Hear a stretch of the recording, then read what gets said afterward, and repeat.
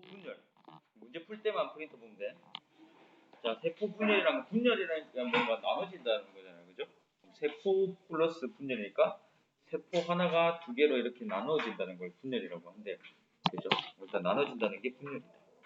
그래서 이제 모든 생물은 한 개 세포로부터 이제 세포가 이제 분열되기 시작한다. 이렇게 이해하면 될 것 같고, 용어를 좀 합시다. 몸의 세포를 이제 몸체자 한자를 써서 갑자기 체세포 이럴 텐데, 이게 그냥 몸에 있는 세포 얘기하는 거라고 이해하면 돼요. 그렇죠? 자, 그래서 여기 자 보면 이게 세포가 이렇게 하나가 있는데 어느 일정 크기가 커지면 이렇게 분열 이렇게 나요. 그래서 실제로 이렇게 체세포 분열이 이렇게 일어나는데요. 징그럽죠? 올챙이 알 같아요, 이게. 어쨌든 이렇게 세포가 분열되면 이 세포들이 모여서 일정한 어떤 기능을 하거나 역할을 할 거거든요. 그래서 여기서 보면 이거 뭐야? 많이 봤지? 네. 적혈구가 세포들이 모여서 산소 운반하는 세포로 이렇게 이루어질 수도 있고, 또 다른 세포는 우리 백혈구 했었잖아요. 2학년 때인가? 그래서 병균 잡아먹는 식세포, 백혈구로 이런 세포로도 분열될 수도 있고, 이것도 이번 시험범위 들어간 거 신경계? 뉴런에서 신경연달 세포도 배웠죠. 이게 세포들이 하나에서 분열되면서 어느 일정 크게 되면 어떤 각각의 역할을 맡는 그런 세포들이 되더라고. 이거 묻지는 않고 이해하라고 선생님이 보충해서 넣어놓은 거예요. 이렇게. 그래서 체세포, 몸에 있는 세포가 분열되면서 방금 동영상대로 막 세포수가 증가했어요. 그죠? 그러면서 얘네들이 많아지니까 어떤 부피 입장에서 보면 어떤 몸집이 커지는 거겠죠. 그죠? 그래서 계속 커지면서 우리가 지금 중2에서 고등학교 올라갈 때도 우리가 성장하지. 이게 세포 분열 때문에 세포가 계속 늘어나면서. 자, 계속 봅시다. 그럼 세포 분열 왜 하는데? 세포 자체만 하나만 커지면 크기가 커지는 거 아닌가? 또 맞는 말이긴 하잖아, 그지? 세포 자체가 이렇게 커지기만 하면 뭐 커지는 거잖아. 수업 나갔어? 우리 이번엔 선봉 쳤어요. 자, 일단은 세포라는 게 일단 생명 활동이 필요한데 물질을 흡수하거나 뭔가 영양소를 흡수하거나, 그지? 또는 필요 없는 거는 이산화탄소나 이제 혈액에 남았죠. 조직세포에서 밖으로 보낼 거예요. 그러면 흡수도 잘해야 되고 배출도 잘해야 된다고. 그죠? 그러면 흡수 배출할 때 뭐가 더 효율적일까라고 비교해보면 얘가 스펀지야, 스펀지. 이런 스펀지를 이렇게 똑같은 놈을 잘게 쪼갰어요. 이걸 동시에 뭐 세면대에다 물에다 담근다고 생각할 때 그럼 물을 잘 흡수하는지를 보면 어느 게 더 확실히 확 흡수할 것 같아요. 그쵸? 오른쪽이 훨씬 잘 흡수하겠지. 이게 인간의 몸에 하면 영양소를 흡수하거나 혹은 이제 똑같은 거에서 짠다고 생각해요. 스펀지를 왼쪽으로 짜면 겉에 거는 여기 잘 빠지겠지만 안에 거 잘 안 빠지죠. 그죠? 근데 얘네는 잘게 있으면서 한 번에 쭉 하면 훅 잘 빠지겠지. 그래서 이 노폐물들을 배출하는 거랑 맥락을 맞추면 되는 것 같아요. 그럼 딱 봐도 오른쪽이 더 효율적이죠. 이게 왼쪽이 세포가 어느 정도 커지면 오른쪽처럼 세포 분열을 하더라. 이 좀 이해돼요, 그러면? 크기는 같은데 효율적인 거는 오른쪽 게 더 잘게한 게 효율적이다. 그래서 얘를 한번 비교를 해보면 이렇게 왼쪽 정육면 재는 것보다 잘게 해서 그림을 좀 잘못했네. 라인을 하나 더 추가시켜야 되는데, 그죠? 이런 식으로, 그죠? 원래 뭐 여기에 더 있겠죠, 이렇게 하는 거랑 똑같은데 오른쪽이 흡수나 배출면에서 더 효율적이라는 게 이제 스펀지 봤으니까 이해되죠? 맞아요? 그러면 여기 오른쪽이 더 효율적이겠다. 그래서 효율적인 물질 교환을 위해서 세포 분열이 이제 더 필요하다는 게 이제 좀 이해가 되죠. 그죠? 그래서 크기가 클 때 크기가 똑같은 놈의 작은 세포수로 비교하면 또 세포수가 작은 세포수가 더 많을 때가 효율적이다. 이걸 이제 수학적으로 얘기하면 건널비, 단면적이 높은 게 면적이 닿는 부분이 더 많으니까 영양소를 아무 때서나 더 빨리 흡수할 수 있고 배출도 효율적이겠죠. 그래서 오늘은 요거를 알게 되지만 밑에 거 맥락이 세포가 일정 이상 커지면 이제 분열하기 시작해요.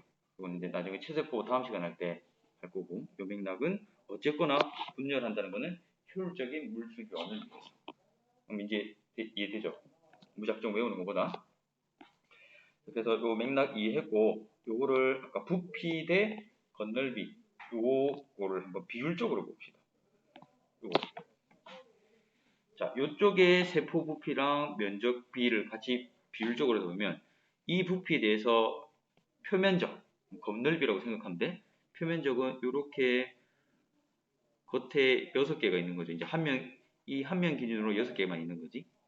근데 얘가 지금 요렇게 쪼갠 거를 같이 생각해 보면 얘랑 일단 겉은 똑같아. 근데 안쪽에도 새로운 면적들이 다 생긴 거죠. 요렇게.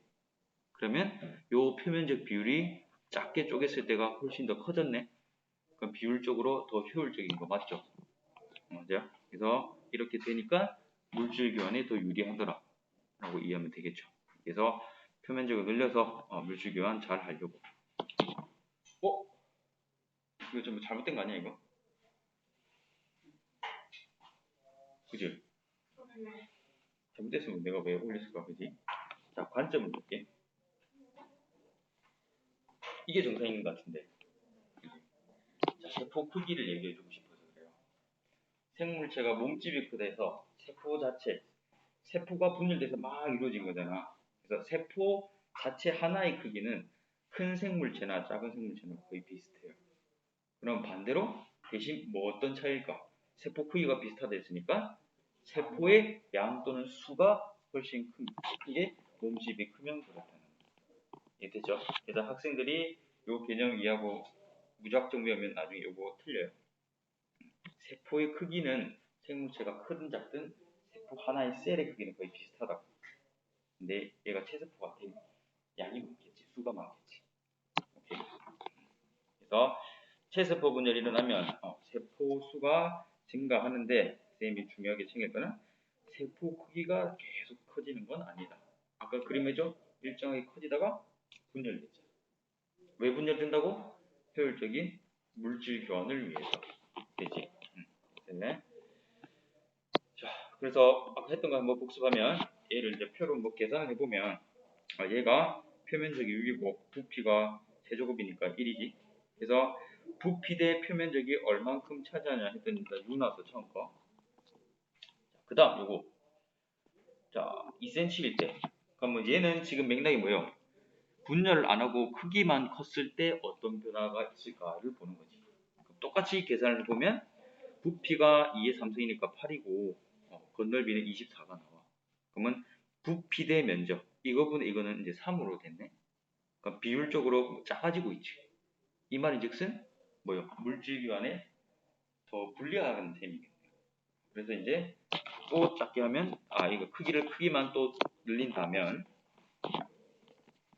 계속 크기만 멈춘다면 요거 부피 대 표면적 하면 2밖에 안 되네요. 그래서 요 이제 보니까 무조건 세포가 크다고 효율적인 거는 아니구나 라고 다시 거꾸로 한번 체크했어요. 그지? 그래서 이렇게 맥락 이해했고 세포 부피에 대한 표면적 비, 즉 여기 표면적 비가 훨씬 커야지 물질 교환에 유리하다. 됐어요? 그래서 객관식 같은데 이거를 이렇게 안 보여주고 말로 풀어서 할 거야. 세포 부피 대 표면적 비가 작으면 효율적이다. 이러면 틀린 거라고. 요거를 해석을 할 줄 알아야 돼요. 머릿속에서 식으로. 그래서 만약 세포 자체만 커지고 분열 안 한다면 부피에 대한 표면적 비는 안 좋은 거죠. 그죠? 그래서 부피는 길이가 늘어나니까 부피는 확 증가하는데 표면적 비는 그 증가율이 더딜 거예요. 그래서 값들이 계속 작아질 거라고. 이해되죠? 그래서 물질 교환이 오히려 무조건 크기만 크면 부피 비율 대 표면적 비가 그 비율이 작아지기 때문에 오히려 불리하다. 그래서 세포들이 분열한다. 됐죠? 갑시다. 2번, 3번. 과 굉장히 자, 몇 번 나왔어요? 3번? 뭐 요거랑 비교해보자. 자, 세포가 커지면 아까 불리하죠, 그지? 그래서 물질 교환이 불리하니까 세포가 물질 교환이 유리하기 위해서는 분열해서 잘게 돼야 된다. 오케이, 맞죠? 5번 한번 체크해 봅시다. 세포가 커지면 그럼 계속 아까 그 박스 했을 때 정육면체가 이제 커지기만 하면 뭐 요 얘기지? 이렇게 되면 표면적이 커지는 거 아까 부피 비율이 커지면 훨씬 빨리 커졌고 표면적은 조금 더디게 커졌어요. 맞아요? 그러면 표면적이 커지는 비율이 부피가 커지는 비율보다 오히려 작았죠. 이 말이 이해돼요? 표면적이 증가하는 비율이 이 정도 쌤이 일부러 화살표 양으로 했거든. 2개 증가했다면 부피는 상대적으로 3개 증가한 셈으로 아까 표 계산한 거 크기 6, 3이었나? 그렇게 나왔잖아요. 그치? 그래서 이게 지금 크기가 아니고 작기 때문에. 맞아요? 오케이. 찍고 있고 3번은 유승이 4번? 한번 보자. 4번이면 자, 방금 얘기한 게 요거네. 그죠? 그럼 효율적인 거는 어디 있나? 여기 계산이 안 돼 있네. 요 밑에 계산해서 요거 말대로 부피 비대 표면적을 하면 얘는 6이고 얘는 3인가? 얘는 2 요렇게 되네. 그럼 효율적인 거는 요렇게가 효율적인 거겠죠. 자, 기억. 세포가 분열하는 까닭을 설명합시다. 그죠? 효율적인 물질 교환에 의해서 효율적으로 흡수 배출. 그 다음 니은 세포가 커질수록 물질 교환이 불리하다고 했죠. 무조건 크기만 커지면. 그래서 아까 코끼리가 뭐요? G 세포 거의 비슷하댔어요. 오케이. 디귿 세포가 커질수록 부피에 대한 표면적 비가 작아진다. 방금 요구했죠. 얘는 확 커지는데 얘는 더디게 커진다고. 그래서 맞네요. 그래서 기억 디귿 4번이 되겠네. 되죠? 자, 그 다음 염색체. 통합 때 한 거랑 약간 겹쳐요. 자, 염색체가 일단 기능이 유전 정보를 담아서 뭔가 이제 전달하는 거예요. 그래서 그림을 보면 이해될 텐데, 자, 염색체는 핵안에 일단 있어요. 나중에 이제 분열하면 이제 핵이 없어지는데, 일단 이렇게 있는데, 요 그림 통합과 했었죠, 그죠? 그러면서 염색체가 이 핵안에 원래 있을 때는 지금처럼 실타래처럼 풀려져 있어. 이거를 용어를 안 지키는데 이거를 실사자를 써서 염색사라고 부르거든요. 그래서 요 상태인데 이 자체가 이제 염색체가 풀어져 있는 상태인데 여기 딱 보면 염색체 안에 뭐가 DNA랑 단백질로 일단 크게 구성되어 있네요. 맞아요? DNA랑 단백질. 이 DNA 실 같은 게 DNA고 단백질이 알갱이 같은 놈인데 요렇게 감싸고 있어요. 그래서 중학교 때는 용어가 안 나올 텐데 생물 무언가에 나와. 이게 단백질, 히스톤 단백질이라고 얘기하거든. 통합과 그래도 얘기 안 했죠, 그냥. 이 단백질이 그냥 이름은 히스톤 단백질. 자, 다시 그러면 염색체가 핵안에 있는데 원래 핵안에 있을 때는 이 상태로 풀려져 있다고. 그래서 실처럼 풀려져 있대서 염색사라고 부른다 했어. 근데 이 풀려져 있는데 실하고 알갱이랑 같이 있어. 근데 이 실의 이름이 DNA고 알갱이가 단백질인데 이걸 히스톤 단백질이라고 부르더라. 되죠? 그럼 이렇게 DNA랑 단백질이 이렇게 합쳐져 있는 이런 형태겠네. 되죠? 요 DNA 안에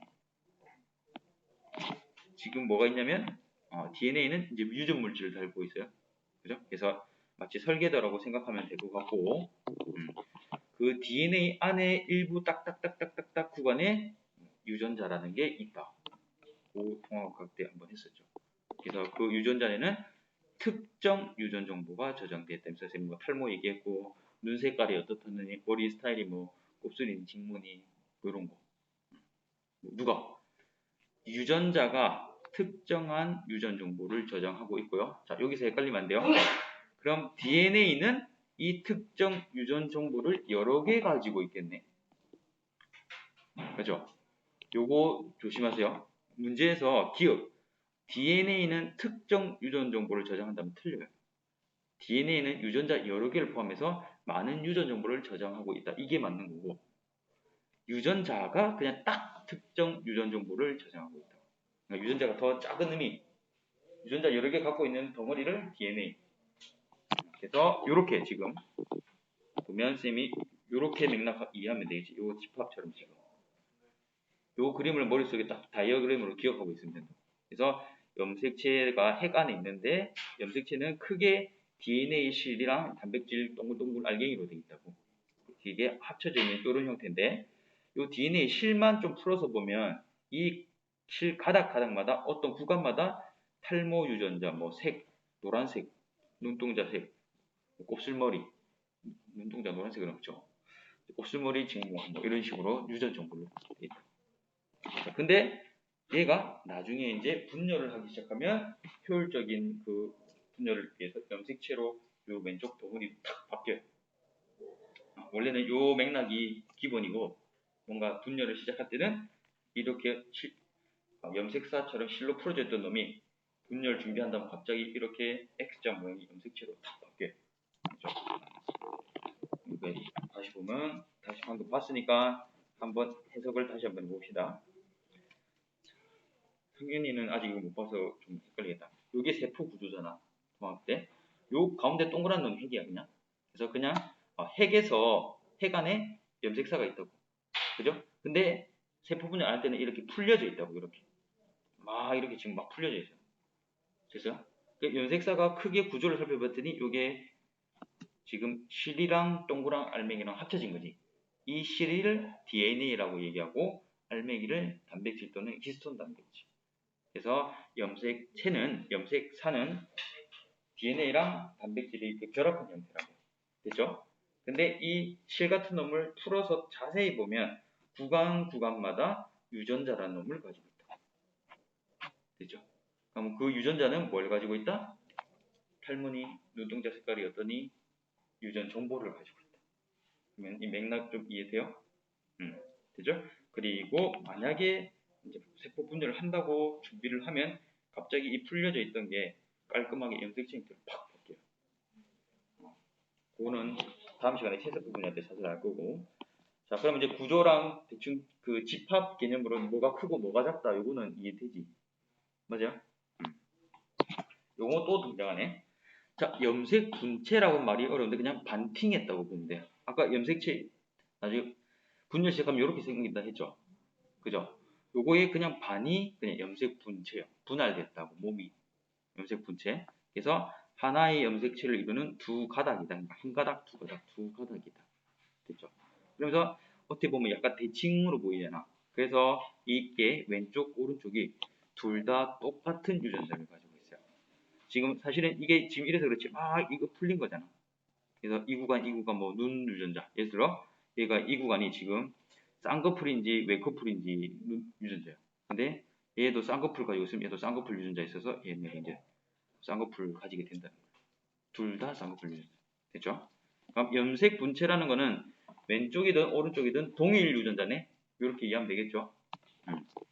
그래서 같은 염색 분체끼리 같은 유전자를 지닌다. 그래서 같다 다르다를 물어볼 거예요. 자, 그래서 지금 맥락에서 저렇게가 염색 분체라는 거 이제 이해돼요? 염색체에 그냥 반팅이 되고. 자, 그러면 이제 세포 분열 전에는 아까 선생님 얘기했어요. 그냥 핵 속에 실처럼 풀려져 있는 상태고, 나중에 이제 세포 분열을 하려고 하면 지금 그림처럼 얘가 X자 모양의 염색체로 갑자기 변신을 해요. 그냥 그렇게 하는구나 정도만 알면 되고. 자, 좀 자세히 볼게요. 자, 그러면 세포 전에는 풀려 있댔지. 그치? 그럼 이렇게 풀려 있다고. 이 이름 모양 이건데 그냥 이렇게 간단하게 풀려 있어요. 분열 전에. 자, 그러면 얘네가 나중에 세포 분열하면 얘를 복제를 좀 해. 복제를 해. 그림만 봐도 얘가 하나가 두 개가 됐지. 복제했네. 이렇게. 유전 물질 DNA 복제했습니다. 그럼 이제 세포 분열한 다음에 분열의 의미가 뭐다? 나눠진다는 거지. 그래서 나눌 준비를 할게요. 나눌 준비할 때 어떻게 했어요? 실처럼 풀려져 있던 게 염색체처럼 탁 X자로 뭉친다. 이해돼요? 자, 그러면서 염색체 하면서 방금 배웠던 페이지가 반팅의 이름이 뭐다? 염색 분체. 그래서 얘네들이 분열하지. 분체가 나중에 이렇게 두 가닥 이제 분체를 이루었고 얘네가 이제 분열을 하면 한 가닥씩 나눠질 거예요. 됐죠? 어쨌든 얘는 유전 정보가 여기서 왔으니까 똑같다. 왜? 복사했잖아. 그지? 복사한 거에 요 놈인데 복사한 놈이 여기에 X자로 이렇게 뭉쳐진 거지. 복사한 놈이니까 당연히 왼쪽 오른쪽의 염색 분체는 똑같겠네요. 그래서 세포 분열에서 각각 두 개의 세포로 들어간다. 됐습니까? 오케이. 자, 요 개념 가지고 그냥 개념 속독 2번, 내신 속독 4번. 자, 2의 1 염색체를 구성하는 유전 물질.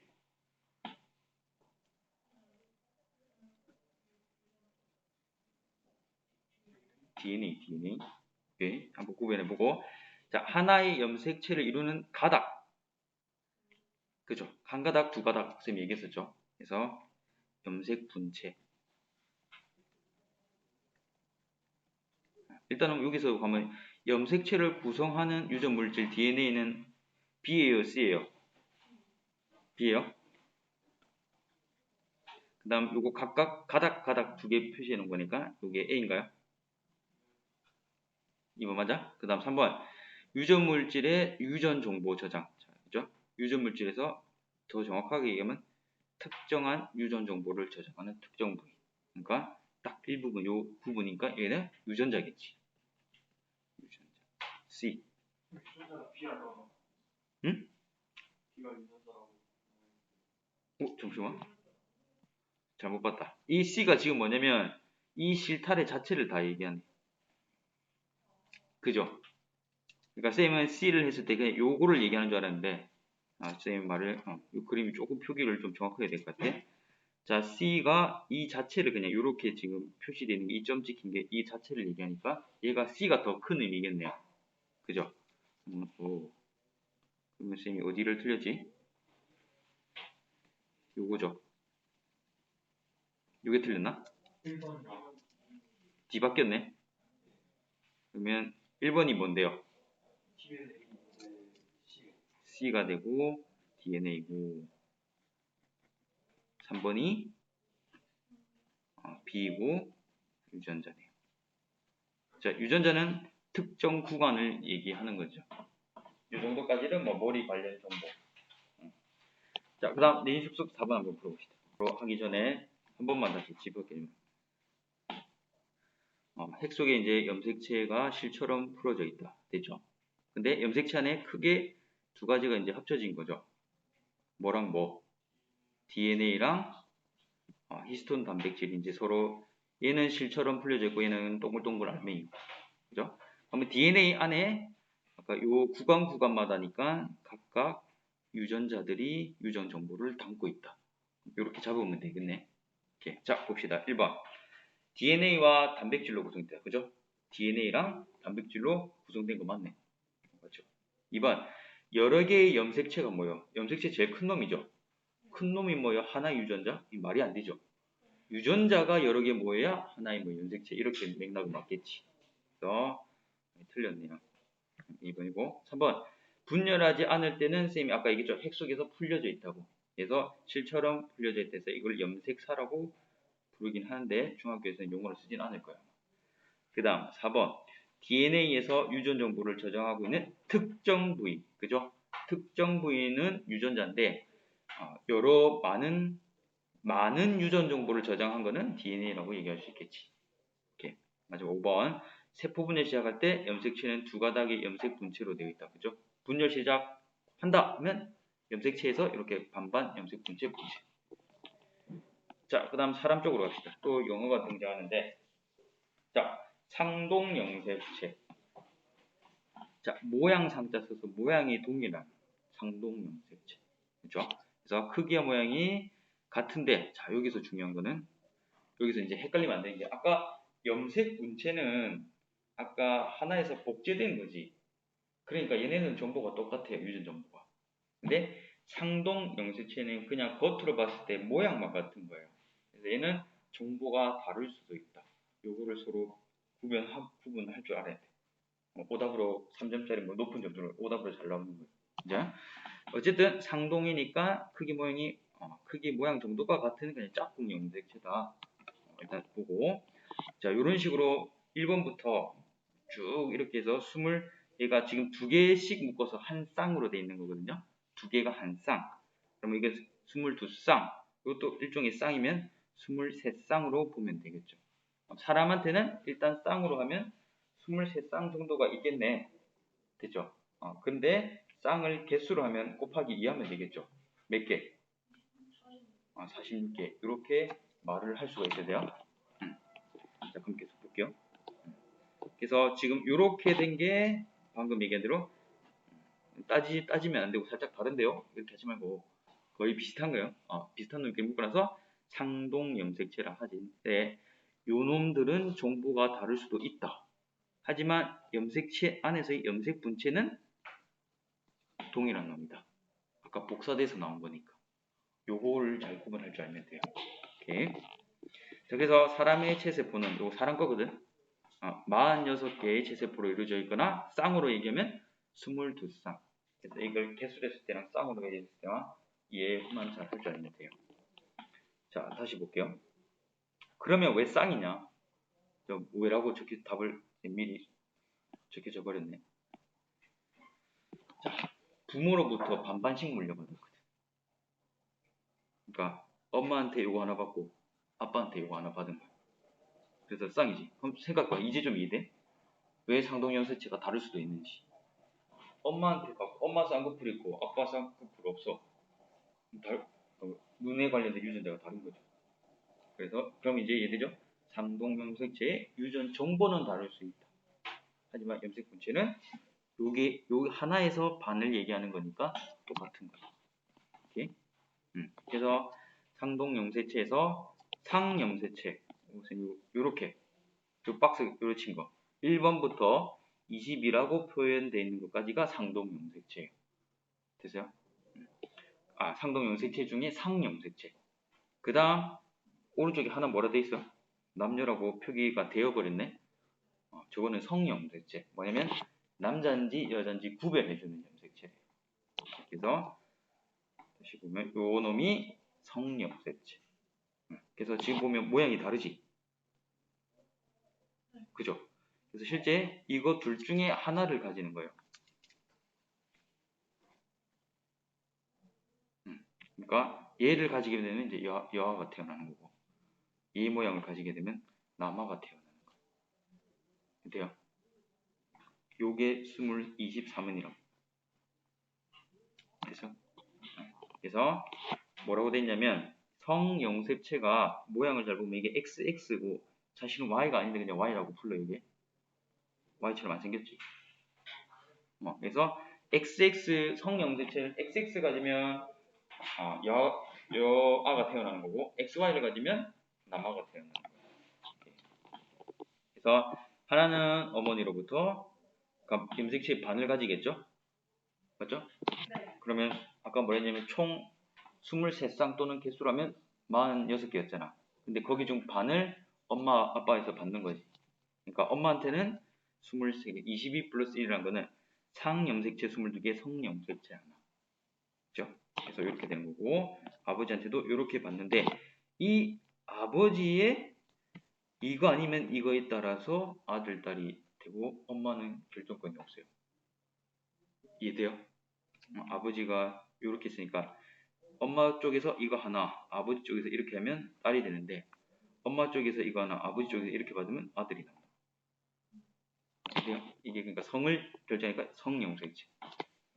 그래서 이게 합치면 이런 식으로 이제 반반 합쳐서 44개의 상염색체랑 2개의 성염색체가 이제 조합으로 총 46개 다시 되는 거지. 이해됩니까? 자, 그래서 G 유전 정보. 다시 얘기하듯이 염색 분체라는 거는 정보가 똑같아. 왜냐면 아까 앞에 지에서 복사한 거니까. 근데 상동 염색체라는 거는 엄마한테 받고 아버지한테 받은 모양이 비슷한 놈이니까 실제 정보는 다를 수도 있다고. 눈 관련 정보인데 하나는 쌍꺼풀이고 하나는 쌍꺼풀 없고. 오케이? 이거는 나중에 이제 고2 되면 이제 우열 유전 우열 법칙 이런 거 해서 이제 또 우성 열성 따질 거예요. 자, 5번 풀어봅시다. 천이 오른 거 몇 번 나왔어요? 4번? 저 볼까? 세포가 분열하면서 C와 D가 염색 분체네, 그지? C와 D가 분리되어 각각의 나누어진 세포. 이거를 이제 아까 딸 세포라는 걸 나누어진 세포라는데 분열되면서 아까 분열 그림 봤지? PPT에 이렇게 나눠지는 거 있었잖아요. 그죠? 맞네. 위에 거 보자. A에는 하나의 유전자가 있다. 얘 DNA에는 수많은 유전자가 있는 거지. 많은 유전자가 있다. 2번 A는 단백질, B는 DNA이다. 단백질은 요 동글동글한 놈이 단백질이고 요게 DNA죠. 반대로 얘기했네. C와 D는 염색 분체지 상동 염색체는 아니죠. 얘네들이 종류가 열거돼야 걔네들끼리 이제 복사된 게 복사가 아니고 이제 엄마 아빠로 하나씩 받은 게 상동 염색체고, 그 다음 분열하는 세포에서는 기역이 보이지 않고 핵이 보인다. 분열하는 세포에서는 핵을 벗어나서, 그러니까 분열하지 않을 때는 핵 안에 있는데 나중에 분열하게 되면 핵을 밖으로 나와서 이렇게 되는 건데, 그건 뒤에서도 다시 설명해요. 이건 너무 일찍 언급된 것 같아요. 자, 됐고, 자 이제 보는 거 연습해봅시다. 개념 속속 4번.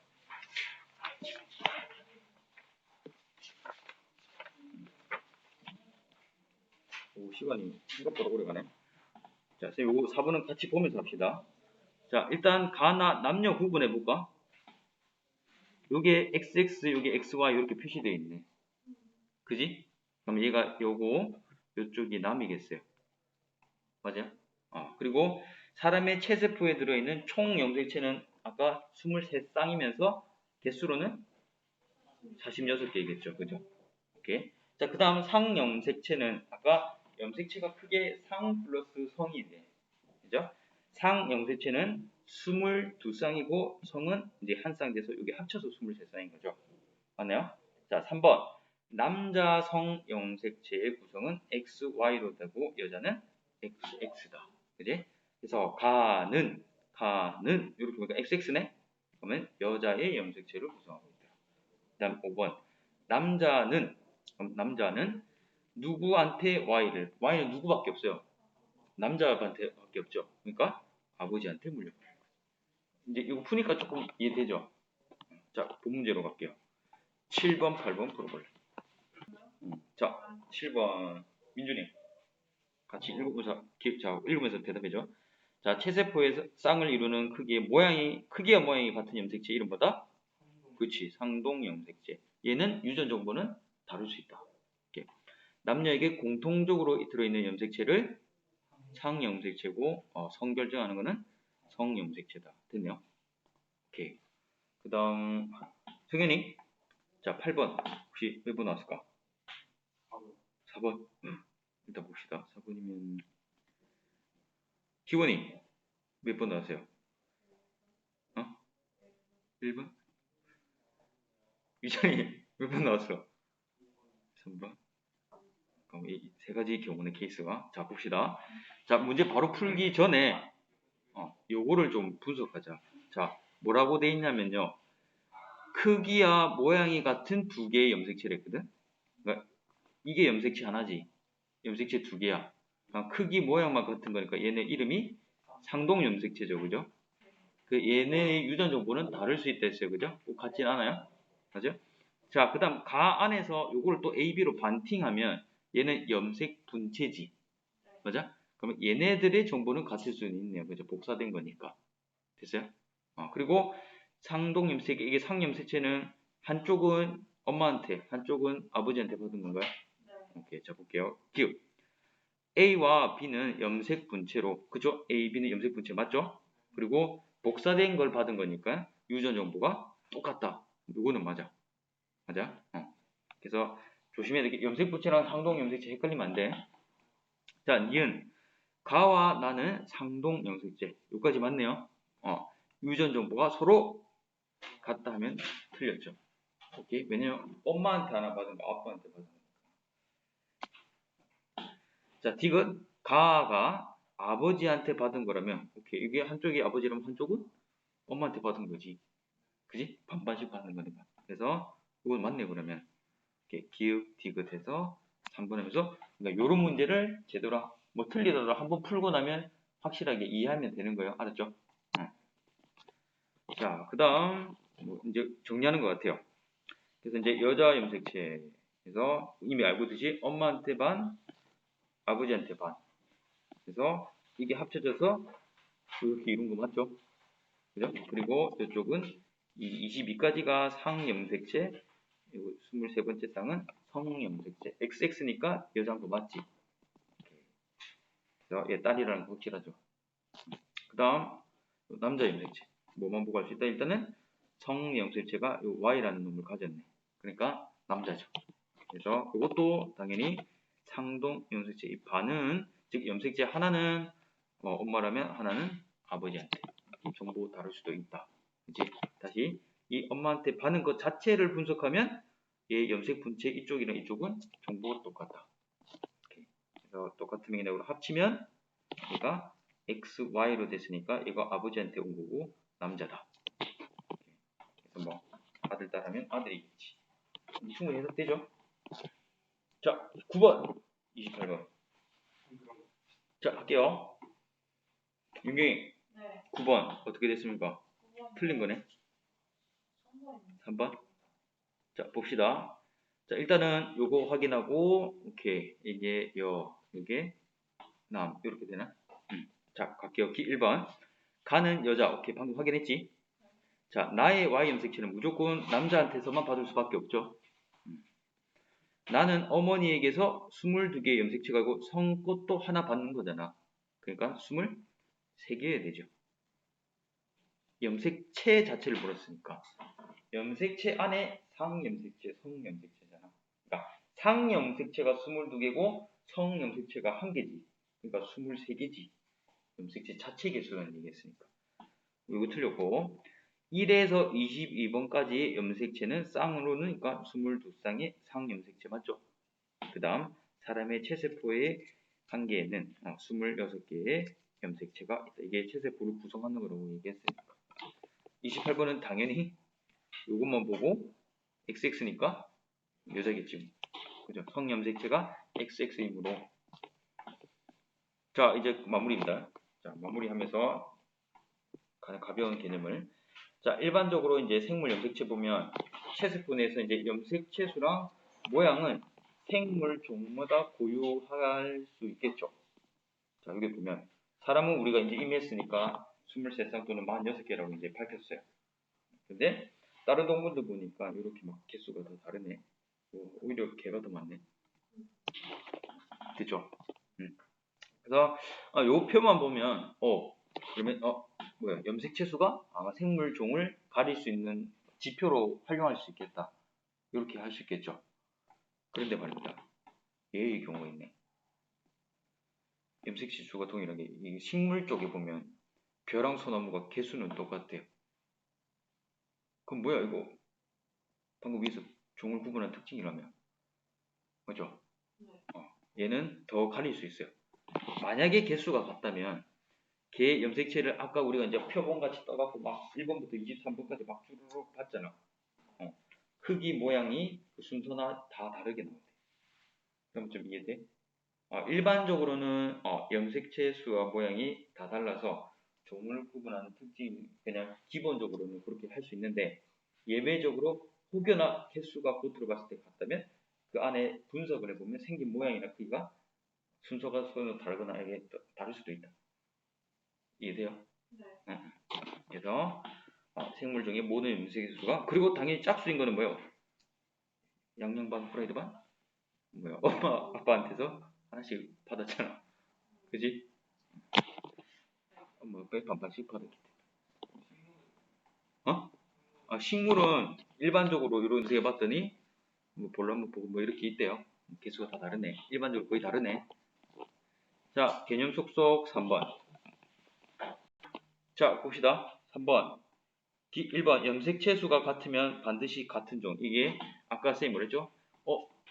동물 보니까 다 다르네 이랬는데 일부 식물이 그래서 반드시는 아니다. 그지? 그래서 이거 틀렸네. 자 2번 하나의 염색체를 이루는 염색 분체는 유전 정보가 염색 분체니까 얘는 복사된 거니까 정보가 같은 거죠. 그죠?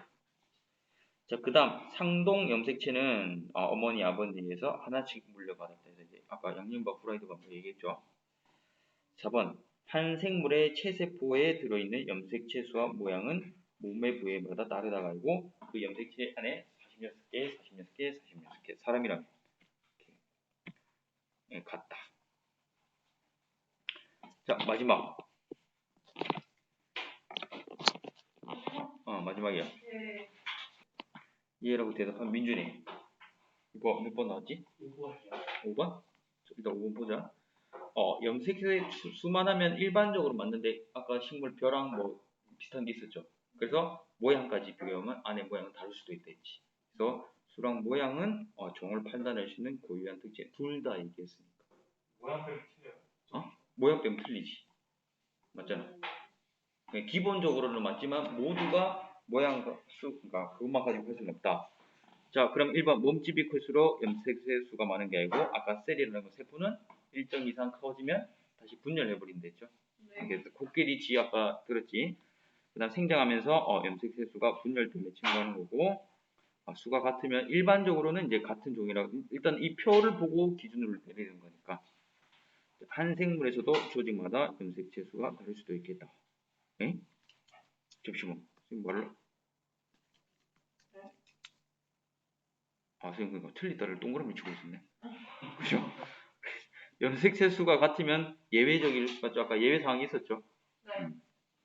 한 생물에서도 조직마다 염색체 수는 고유한 그 종의 고유한 거기 때문에 똑같다.